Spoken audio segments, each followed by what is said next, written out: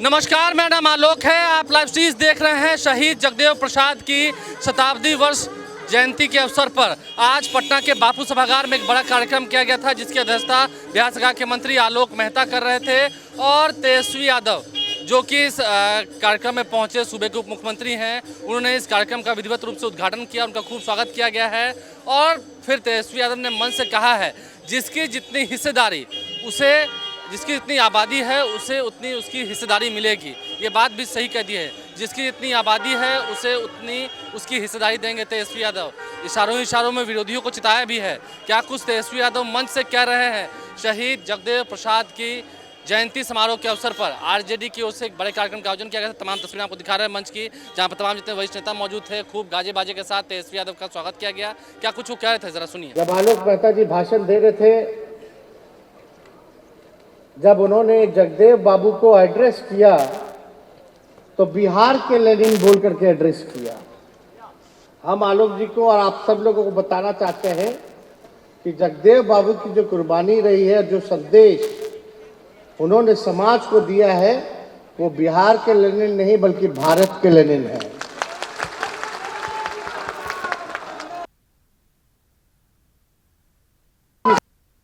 के कुर्बानी को आज हम सब लोग याद करते हैं और उनके विचारधारा पर, उनके बताए हुए रास्ते पर चलने का संकल्प लेते हैं। और आप लोग सब लोग जानते हैं, लालू जी के भी नेता रहे, हम लोगों के भी नेता रहे। हम तो ज़्यादा बहुत छोटे थे, उनकी हत्या हो गई, कभी मौका मिला नहीं। लेकिन अपने पिता से जो उनके बारे में सुनने को मिला और कई लोगों के साथ बैठ करके जब चर्चा होती थी जगदेव बाबू की, तो हम सुनते रहते थे। तो उनके विचार से हम लोग प्रभावित रहे। समाजवादी नेता रहे, सामाजिक न्याय की लड़ाई लड़ी उन्होंने, और आने वाले पीढ़ियों को भविष्य बेहतर हो, इसके लिए उन्होंने शहादत दिया, कुर्बानी दी। और हम सब लोग का कर्तव्य बनता है कि उनके दिखाए हुए रास्ते पर चले। तो आज के दिन आलोक मेहता जी और उनके तमाम साथी, पार्टी के सभी नेता कार्यकर्ता से जुड़े हुए लोग, जगदेव बाबू के जितने अनुयायी हैं, आप लोगों ने किया, इसके लिए हम तहे दिल से धन्यवाद देते हैं आयोजकों को। आज महागठबंधन की सरकार है, नीतीश कुमार जी के नेतृत्व में सरकार बनी है। और साफ तौर पे हम लोगों का संकल्प है कि जो देश में जो संविधान विरोधी लोग हैं, जो लोकतंत्र को खत्म करना चाहते हैं, उन सबको 2024 में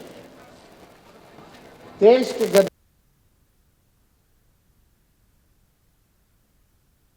बना, ये बिहार के हित में है, देश के हित में। हम लोगों को सत्ता उतनी प्यारी नहीं, लेकिन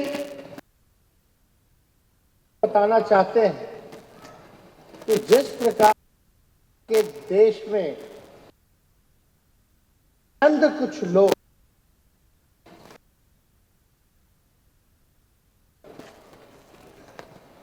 हिंदू धर्म के बारे में, भगवान कृष्ण के बारे में लोगों को ज्ञान दे रहे हैं,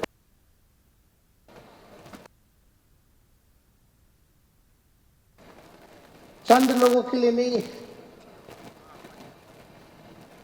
हम लोग भी हिंदू हैं और या भगवान कृष्ण हो, राम हो, गौ माता हो, हमारा बहुत ही पुरातन कोई सर्टिफिकेट लेकर के घूमे और बांटे, हमको उसकी सर्टिफिकेट की जरूरत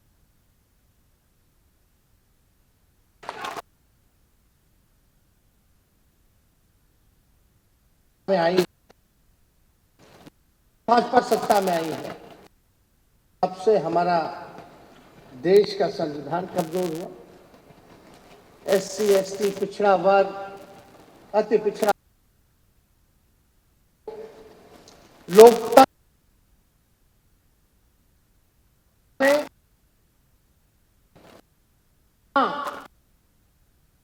लोगों ने, RSS के लोगों ने हिंदू धर्म को बदल, उससे ज्यादा और किसी ने बदनाम नहीं किया। आज देख लीजिए सड़कों पे क्या हालत हो जाती है। कुछ लोगों को पटकार दे दिया जाता है गले में, कुछ गुंडों को, वो लोग जो है मारा पीटी शुरू कर देते हैं, गुंडागर्दी शुरू कर देते हैं। क्या हो रहा है? नफरत की राजनीति हो रही है, आपस में लड़ाया जा रहा है, धर्म को धर्म से लड़ाया जा रहा है, जात को जात से लड़ाया जा रहा है, हर जगह हो रही है। और कुछ चंद लोग जो हैं, वही लोग जो है इस काम को अंजाम दे रहे हैं। और वही लोग हमारे बच्चों को बोलता है कि हिंदी पढ़िए। कोई बुराई नहीं है संस्कृत हो, लेकिन जो लोग हम लोगों के बच्चों को बोलते हैं हिंदी पढ़िए, संस्कृत पढ़िए, उनके बच्चे इंग्लिश मीडियम में पढ़ते हैं, कॉन्वेंट स्कूल में पढ़ते हैं।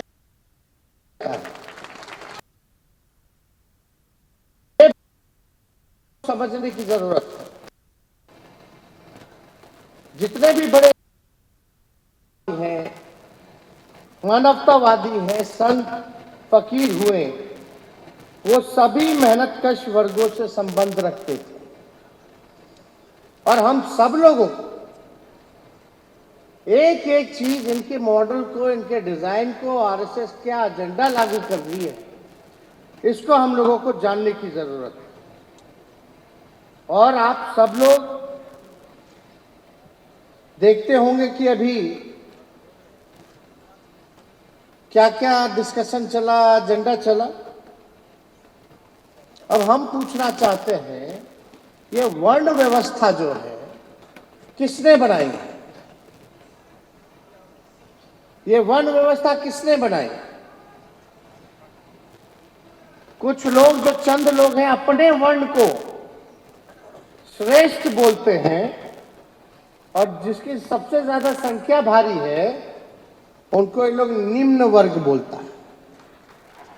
यही है ना? तो ये बनाने वाले कौन है? और आप समझिए कि हम लोग संविधान से चलते हैं। देश का अगर सबसे कोई पवित्र किताब है तो वो देश का संविधान है। और संविधान हर एक व्यक्ति को, सबको बराबर के नजरिए से देखता है। सब लोग जो है बराबर है। तो अगर ये वर्ण व्यवस्था की बात होती है तो ये तो संविधान का विरोधी वाली बात है। संविधान का विरोध मतलब देश का विरोध। तो ऐसी बातें पर जो है भाजपा जो है चर्चा कराती है, एजेंडा जो है इस पे जो है चलाने का काम करती है। पूरी तरीके से ये मानवता विरोधी है, इंसानियत विरोधी है।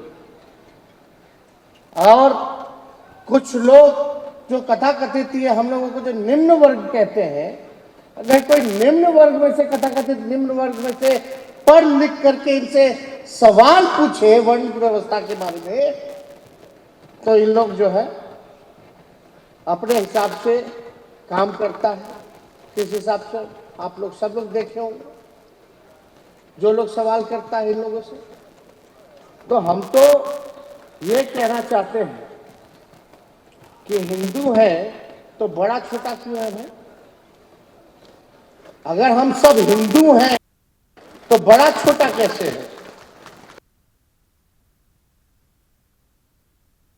निम्न बोलता है, ये तो व्यवस्था नहीं होनी चाहिए। सब लोगों को बराबर के नजरिए से देखना चाहिए। यही तो जगदेव बाबू की लड़ाई थी, यही तो सामाजिक न्याय है। शिक्षा का भी वही अधिकार है जो उनको है, आपको चिकित्सा का भी वही अधिकार है जो उनको है। हर एक चीज का अधिकार जो है वो सम्मान सबके बराबर है। किसी के लिए जो है बात की जो है लड़ाई है। और आप देखिएगा कि सभी वर्ण के लोगों को सभी जगह समानुपातिक हिस्सेदारी, तभी हिंदू धर्म आगे बढ़ेगा, अन्यथा यहाँ सामाजिक आर्थिक विषमता व्याप्त रहेगी। इसलिए हम सब लोग सामाजिक न्याय को मानने वाले हैं, हम समतावादी हैं, मानवतावादी हैं और समाजवादी लोग सभी को एक समान समरूपता से देखते हैं। तभी हम कहते हैं कि हमारी पार्टी जो है A to Z की पार्टी है, सबको साथ लेकर के चलना चाहते, कोई हमारा भाई जो है पीछे ना छूटे, सबको उसका अधिकार मिले, इसी की लड़ाई जो है हम लोग लड़ते रहे। और आप बताइए, कुछ लोग अगर नारा लगाते हैं जिसकी जितनी भागीदारी उसकी उतनी हिस्सेदारी, तो कुछ लोग जो है कहते हैं कि जातिवाद है। अगर जातिवाद होते तो हम जगदेव बाबू को क्यों अपना नेता मानते, हम लोहिया जी को अपना नेता क्यों मानते, हम चौधरी देवीलाल जी को अपना नेता क्यों मानते, हम चौधरी चरण सिंह को अपना नेता क्यों मानते। ये सब केवल और केवल भरमाने वाली बातें हैं और इनके डिजाइन में हम लोगों को फंसने की जरूरत नहीं है। आप सब लोग सजग रहिए और इनके डिजाइन को पहचानिए और एकजुट होकर के लड़ाई लड़ने का काम कीजिए। अभी आप बताइए, अगर आलोक मेहता जी जगदेव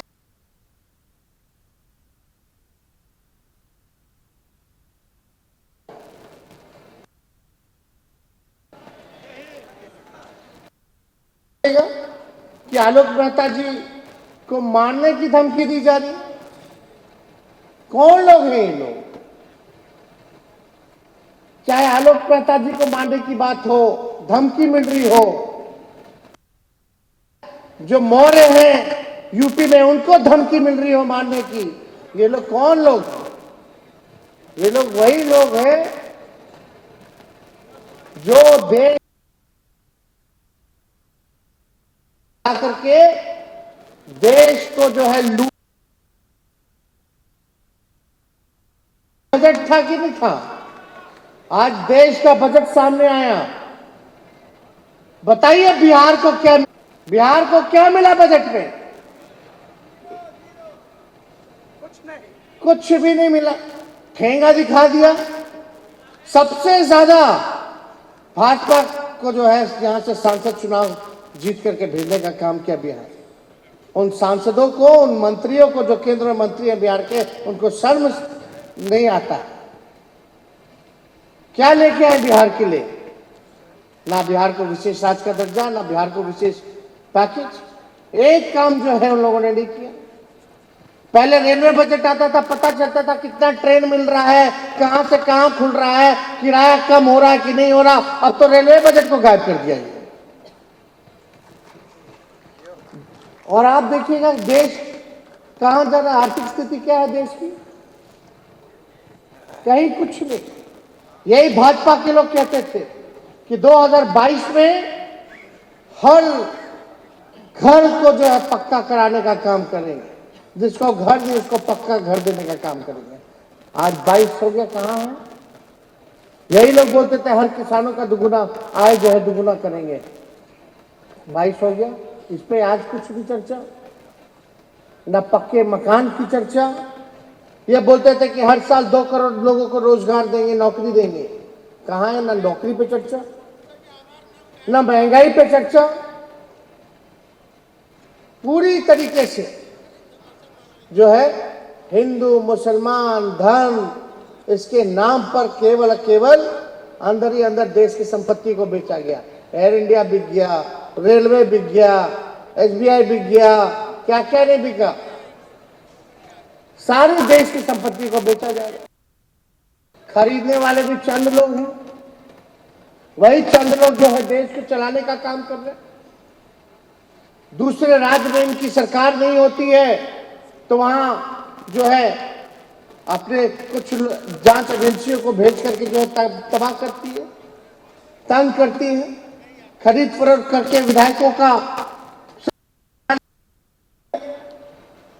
महाराष्ट्र में क्या हो रहा था, झारखंड में क्या कर रहे थे ये लोग, वह आप देखिए। आप लोगों के जो शक्ति दी है, आप लोगों ने जो हमको ताकत दी है, उस ताकत के बदले जो देश में ये लोग कर रहे थे भाजपा को, उसी तरीके से इनको हम लोगों ने सबक सिखाने का बिहार की धरती पर काम किया।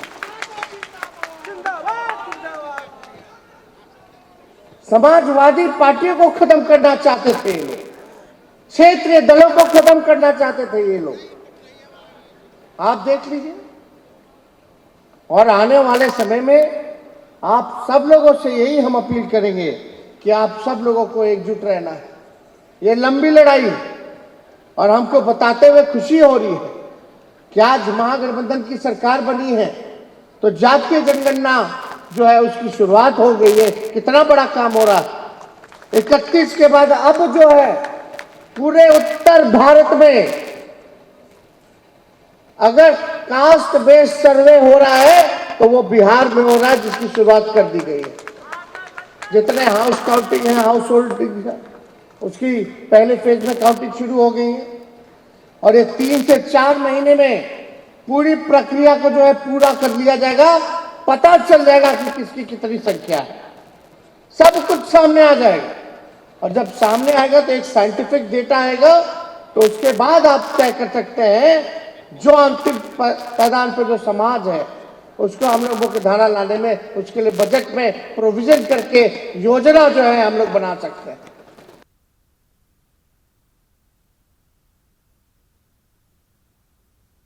करता है कौन, रिसर्च चलाता है कौन, जो है भूमिहीन है कौन, जो है कचरा साफ करता है कौन लोग हैं ये लोग।